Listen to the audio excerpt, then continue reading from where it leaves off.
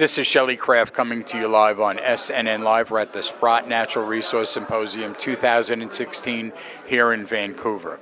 I have with me Daniel Major, GoviEx Uranium. It's a publicly traded company. I'm going to give you two symbols. It's GXU on the TSX Venture and GVXXF in the US. Daniel, welcome back to SNNLive. Shelley, always a pleasure. Thank you very much for inviting me back. It's good to have you. Let's get started. Let's give an overview of the company, and then we'll go from there. Absolutely. GoviEx is a uranium development company, one of the largest resource holders. We've had quite a change this year. We originally, when I last saw you, were in Niger. We now own major projects in Zambia and in Mali as well. How are things? Things are much better, I have to say. That we're looking at a very positive market going forward. Despite the weak price at the moment, we still see all the fundamentals very much in place and I think are getting stronger.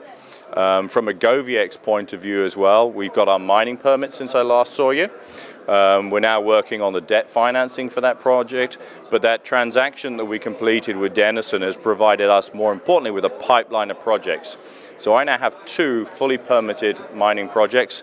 I have a pipeline of 3 big projects with all their PFSs done, and I think that really is the change for us. Let's talk about the resources, size, grade, etc. Yeah. We have over 200 million pounds in total in resource, which puts us in the top 5, including the producing assets. So we're a major player here. The grades are high relative for Africa, I mean 0.14% in Niger, similar grade in Mali with a very high silver grade, 70 grams a ton of silver, 0.2% on copper, which provides a nice byproduct credit. Zambia's lower, more Africa style, 0.03, 0.04, but with a very low acid consumption, which is your major consumable in any uranium processing program. So as you say, you're permitted. Yeah.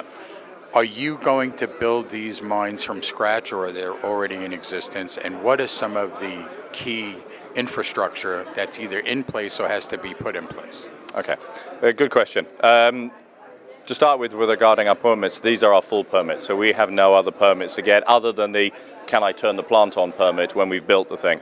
These are development mines, so we are going to be building. From an infrastructure point of view, very important, and that's one of the keys that we got. Niger, 8% of the world's uranium comes from Niger, so 50 years of history of mining. We have 2 mines next to us, Areva. They produce 34% of Areva's production comes from those 2 mines. Power is there, people are there, water is there, 160,000 people live in those 2 towns, all associated to the mining industry. In Zambia, right down in the south, we've got a power line nearby, we've got a brand new road goes past the front door. In fact, there's even a big acid plant standing there. So again, infrastructure. Mali, again, surrounded by gold mines. And that's one of the reasons why we put this portfolio together, because we were looking at countries that had a history in mining and had infrastructure associated with the assets. What's your experience in the uranium market? I think more importantly, what's my experience in the mining business? I started this industry working in uranium, roasting uranium for Rio Tinto. I did that for 4 years until the price hit $8 a pound. I then went into the platinum mining business for a while. I then went into my own consultancy. I worked for equity analysts as a rated equity analyst for 2 large international companies. I then worked in Russia in the molybdenum business and timber, exploration in South America, gold production in North America, and now back into uranium in Africa. How exciting is this uranium in Africa business? I think one of the reasons I joined this company was because of what I saw as a potential, and more importantly in Africa. And one of the things we're trying to point out to investors is that there are kind of 3 baskets of projects of uranium here. There's those you are pure explorers, or quality isn't good enough and you're not going to touch. There are some very good projects out here but are not going to get permitted in this cycle. And then there's companies like GoviEx, which are 2 permitted projects. So when this cycle turns, this is about GoviEx creating cash flow. I'll give you an example. In the last cycle, the best performing share was Paladin Resources, 206 to 207. Why?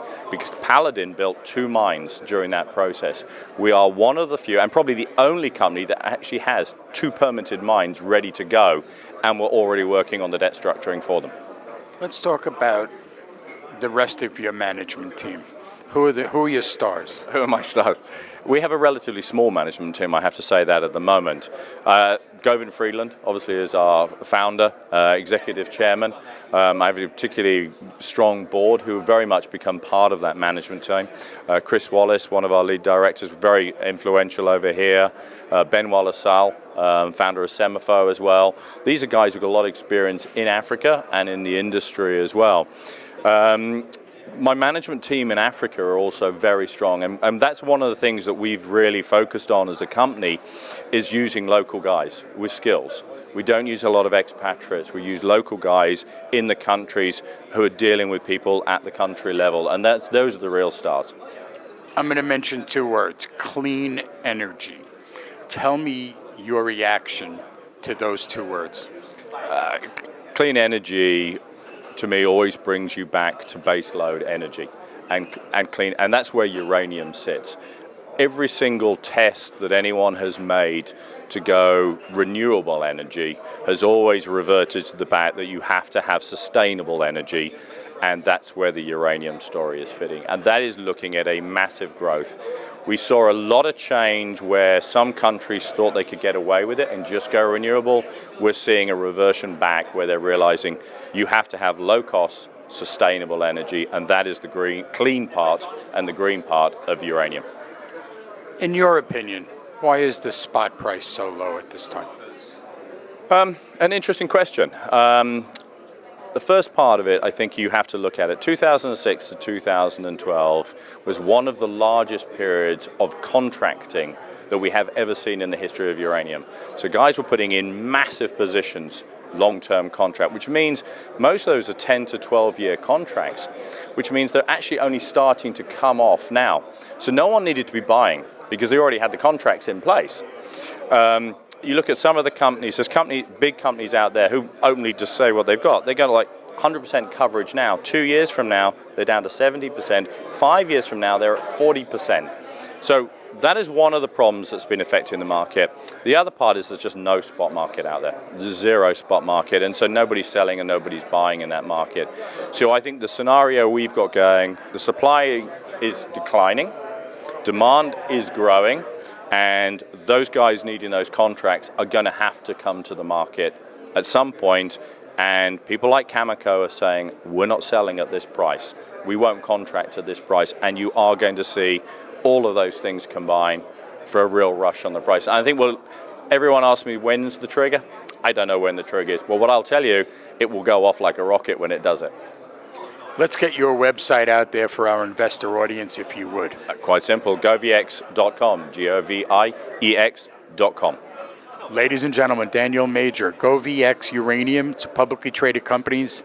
Symbols are GXU on the TSX Venture, GVXXF in the U.S.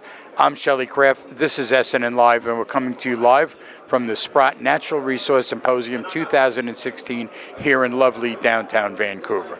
Thanks for coming on. Thank you very much, Shelley. Appreciate it again. You got it.